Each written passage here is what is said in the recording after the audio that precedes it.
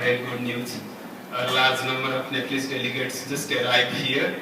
So that's my time. Which you will ask me the question, so I start my presentation from the questions to you. Let us see, if we talk about the peace, we have so many institutions. UN is there, SAC is there, so many institutions are there. Government is there, police are there, armies are there, so many things are there. Still, why not peace is happening in the country, in the society, in the universe? If you see the investment, large amount of invested for the peace.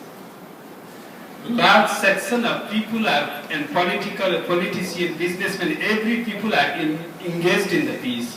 But why the situation is not as per like the expectation? It's very pity, Somebody says everybody wants to go to the heaven, but nobody wants to die. Every country wants to invest on the peace, but afraid to maintain the peace. So now, if we see our current political scenario after Second World War, we have created so many institutions, invested so many big amount, research and so many things, but situation is not been improving. So the question comes here: are we doing right thing or not? Our intention is good. Are we applying the right technology for the peace? Isn't it the questions? What do you think? Is it the question? So now we have to revisit on our whole mechanism of the peace, our definition of the peace, our understanding of the peace. Who is responsible for the peace? Is it like United States or state or government or civil society? Who need to be work on that? Or it's a collaborative effort? Or it's the agenda of each and every one? So now we need to redefine the peace and act accordingly. So I try to see the peace from the different perspective. Maybe that creates lots of confusion onto you. So you can ask me the questions and I will try to clarify. So the culture of peace, we know it's a non-violence, commitment, collaboration, respect, and so many things is there. So we want to do that, but after all, for the lecture we are very good. When it comes for the practical application, why we are missing frequently? What happens if the pilot misses to handle the plane properly? There will be a big accident, and such kind of accident is happening in our country day and day. So we need to be careful, and we really need to be care onto the peace, because it's not only matter of gossip and lectures. It's a practical matter of practical application. So there is huge, if we talk about the different component of the peace, and communication has played a big role on the peace communication. If we see our media, what sort of message are they delivering? What do you think? What about in your country, like every country? Bangladesh, Myanmar, Indonesia, India, Nepal. How about the message delivery? Are they encouraging for the peace or conflict? What are they promoting really? Is that peace promoting message or conflict promoting message our communication system is giving us? What do you think?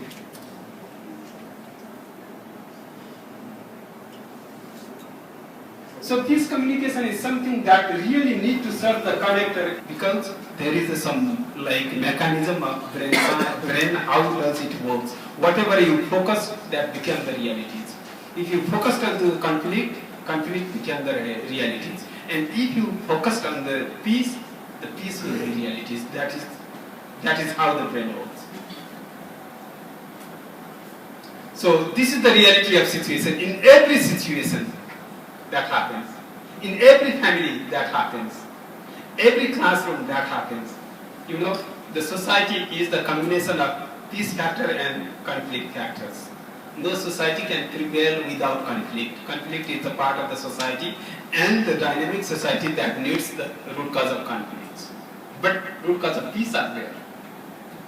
If you have 100% peace, that is called, according to Hindu mythology, that is called Ramrajya. So I don't know that is possible in 21st century or not. In Karl Marx, that is called socialism, samyavad. But if you talk about normal society, of course there is variation. Both causes are there.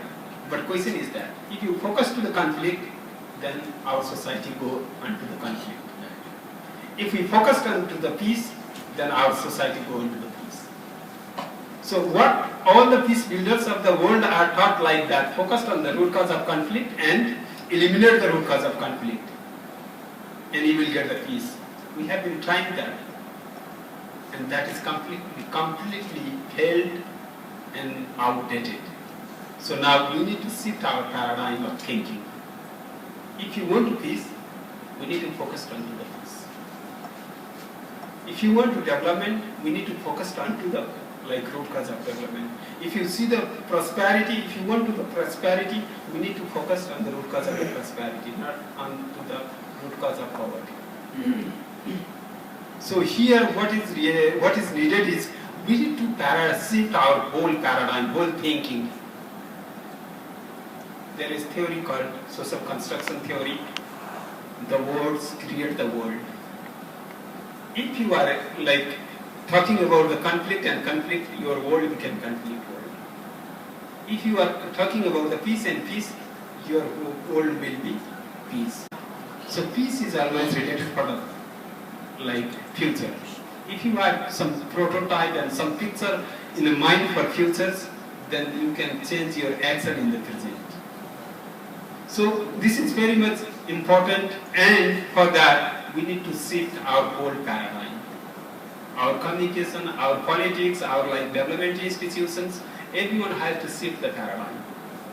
Because there are equal, two things are together. And whatever you focus, that will increase. There is one story in American society. One grandson asked to his grandfather, "Grandpa, two thoughts are fighting inside to me. Which one will win?" And the grandfather asked, "What are the thoughts?" And one thought always said me, "You cannot do anything. You are nonsense. You lost your life." What is others? And others says, "You are the great. You can be the greatest person of the world. You are the hero. You will be the successful persons." So grandpa, which one will win? And he said, "Which one you feel? That will go." In Nepal, we always try to find out the root cause of poverty. And we remain poor. Our ultimate goal is to eradicate the poverty, not to make the prosperity. So this is very pity. This is very sad things, because we have focused on poverty and we remain poor. Bill Gates focused on the prosperity, became the richest of the world. Steve Jobs focused on the prosperity and became the richest of the world. Tata, every businessman, Ambani, every businessman, they focused on the. So here we need to find out what is our potentiality and what we can how we can unleash that potential. So for this, we need to have the big paradigm shift. In 1996, Professor Martin Seligman from the Pennsylvania University, he did a research. Everybody wants the success, but why they are looking for the root cause of unsuccess? Everybody wants to be happy, but why they are looking for the root cause of unhappy? Everybody wants to be prosperous or rich, but they are looking for the root cause of poverty and poverty. And he reviewed around 45,000 research articles in North America. He found that 44,600 articles were written onto the negative aspect of the human side. Root cause of frustration, root cause of anger, root cause of failure, and so many things.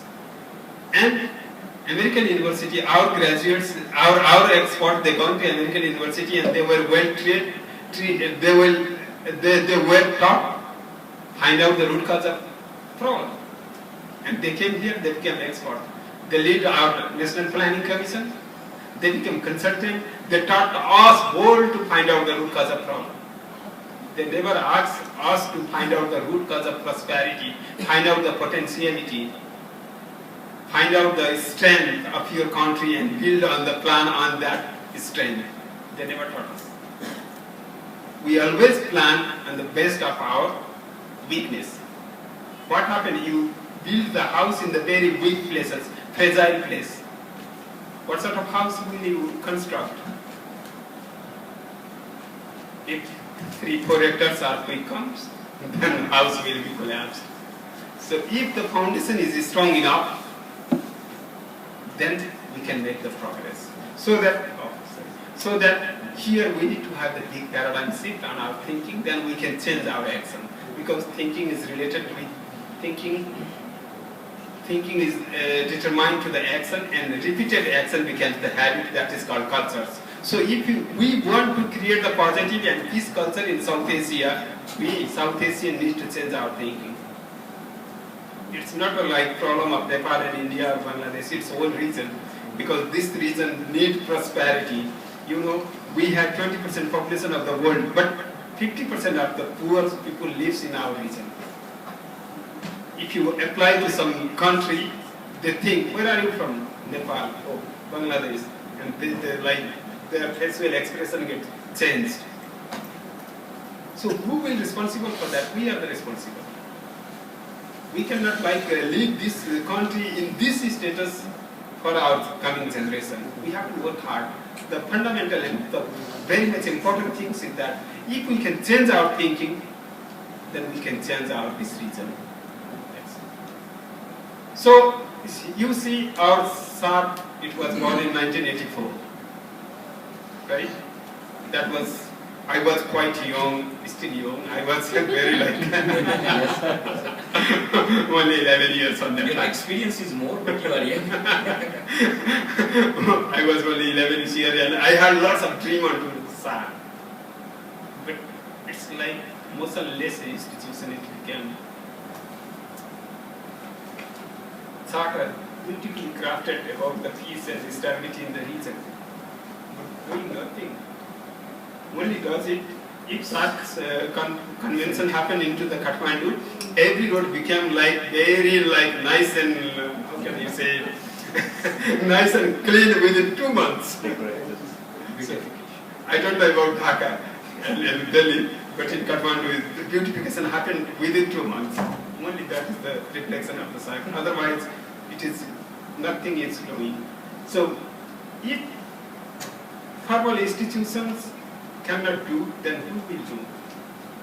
So of course there are informal institutions like our network, people's are business organization, collaboration between the academic institutions. People-to-people connection is very much required for this region to flourish the peace and stability. So I'd like to thank Mr. Sabur. He visited Kathmandu and we had discussion about this kind of sharing, and thank you, sir, for you invited, and it's a great honor to be here. Yes. So here, if you see, larger section of the people in the region is not informed. If you talk about my country, Nepal, only 65% people are literate. Media coverage is, if we talk about the printed media, only 12% access is with the printed media. I don't know Bangladesh, you can just calculate.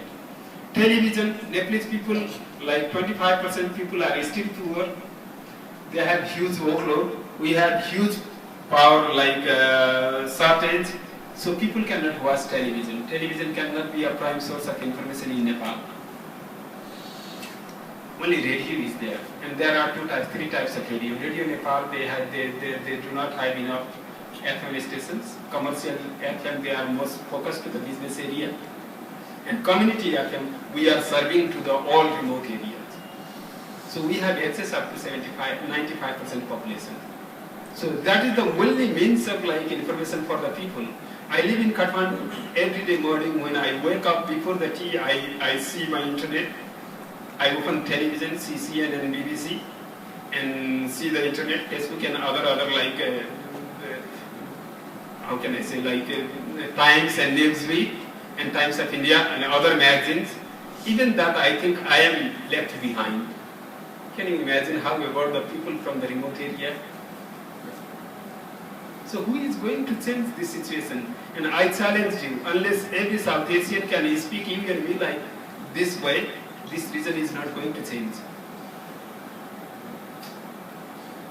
So think, every South Asian has to think 100 times faster than any American and British. Are we ready for that? Are we ready for it? Are you satisfied with your speed? We need to increase our speed.